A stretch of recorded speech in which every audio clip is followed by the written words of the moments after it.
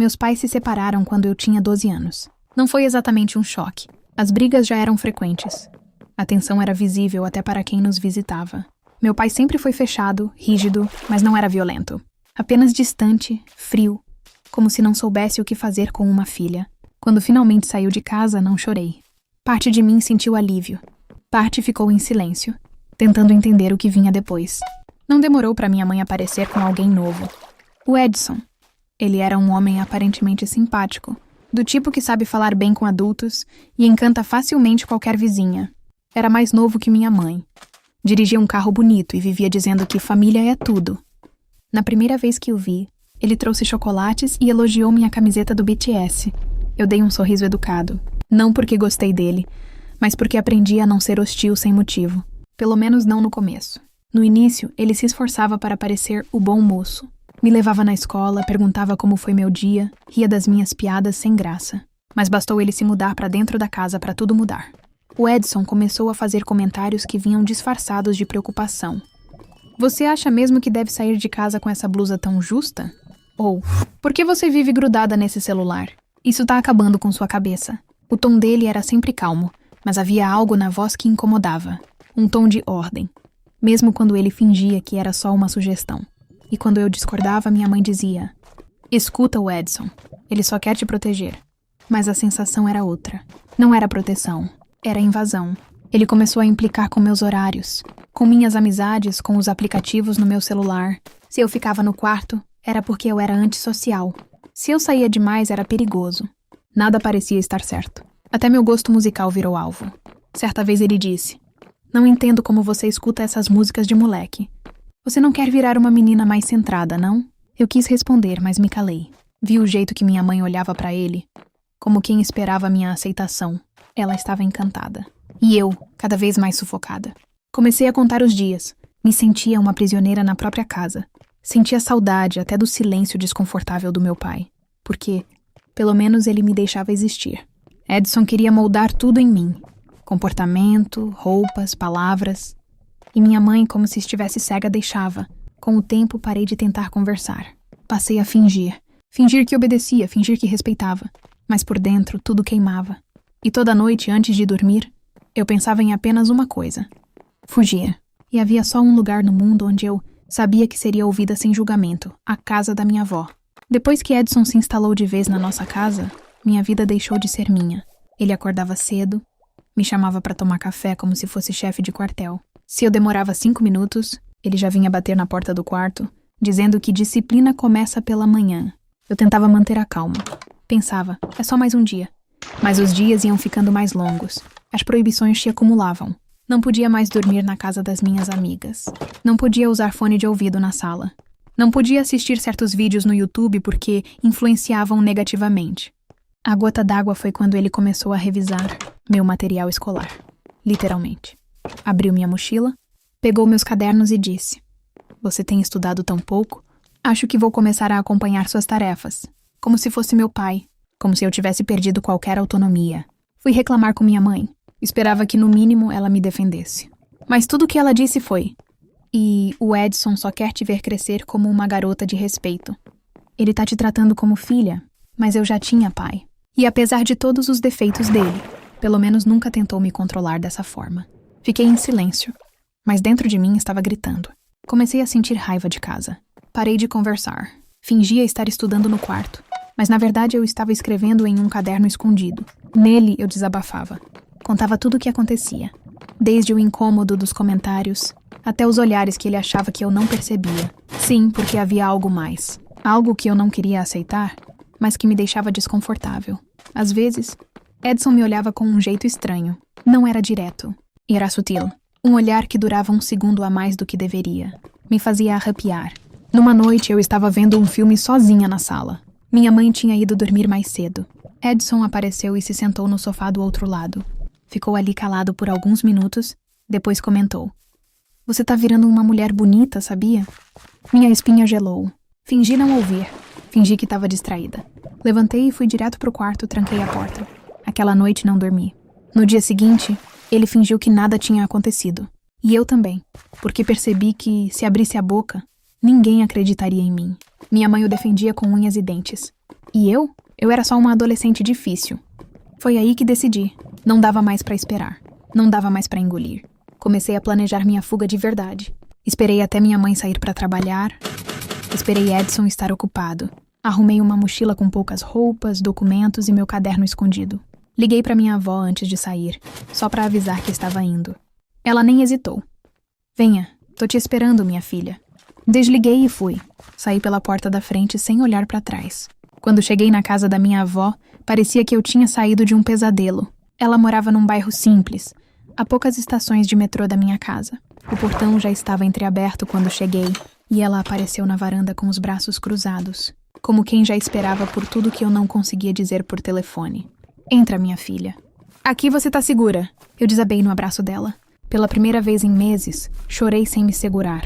Não por dor, mas por alívio. Eu não precisava me explicar ali. Ela me colocou no sofá, preparou chá e me deixou respirar. Só depois de um tempo, sentou ao meu lado e perguntou com calma. Foi o Edson, né? Assenti com a cabeça. Ela fez que sim com os olhos e não forçou mais nada. Só disse que eu podia ficar ali quanto tempo quisesse, que ela cuidaria de tudo. Foi como se de repente eu tivesse voltado a ser criança, mas com a diferença de que agora, alguém realmente se importava com o que eu sentia. Nos dias que se seguiram, minha mãe ligou desesperada. Mandou mensagem, tentou me buscar, mas eu não queria falar, e minha avó respeitou. Ela só respondia de forma direta. Ela está bem, está segura, e só vai voltar se quiser. Aos poucos fui contando o que havia acontecido. Falei das regras absurdas, do jeito com que ele me tratava, das palavras que soavam erradas, dos olhares desconfortáveis. Falei da noite do filme. Falei do terror silencioso. Minha avó me escutou em silêncio, com os olhos marejados. No final, ela segurou minha mão com força. Você fez certo em sair. Ele não queria ser seu pai, ele queria te controlar. E tua mãe?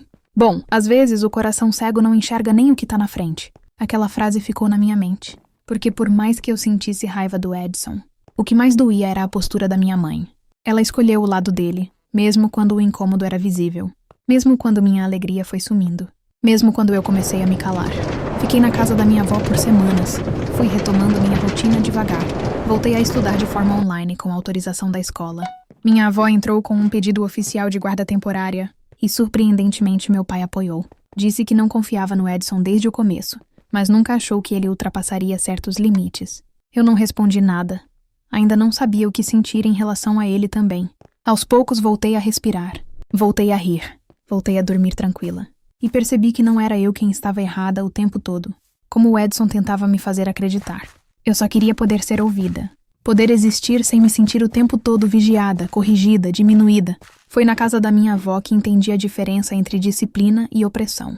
E mais do que isso, entendi que fugir às vezes é o único jeito de se salvar.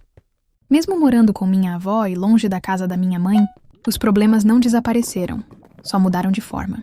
Depois de alguns dias sem contato, minha mãe apareceu na porta da minha avó.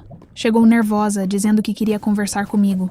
Minha avó não impediu, mas ficou por perto o tempo todo. Filha, você não pode fazer isso. Fugir de casa? Me deixar sem notícias? O que as pessoas vão pensar?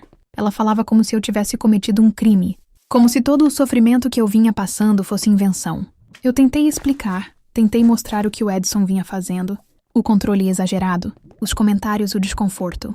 Falei da noite em que ele me elogiou de um jeito estranho, do medo que senti. Mas ela se recusava a ver.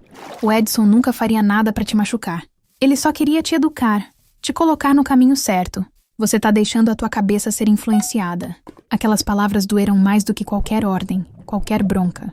Era como se minha mãe estivesse dizendo que eu era uma mentirosa, que meus sentimentos não valiam, que o que eu passei era exagero. Minha avó, vendo minha expressão, interveio com firmeza. Maria, tua filha tá pedindo socorro e você tá preocupada com o que os outros vão pensar?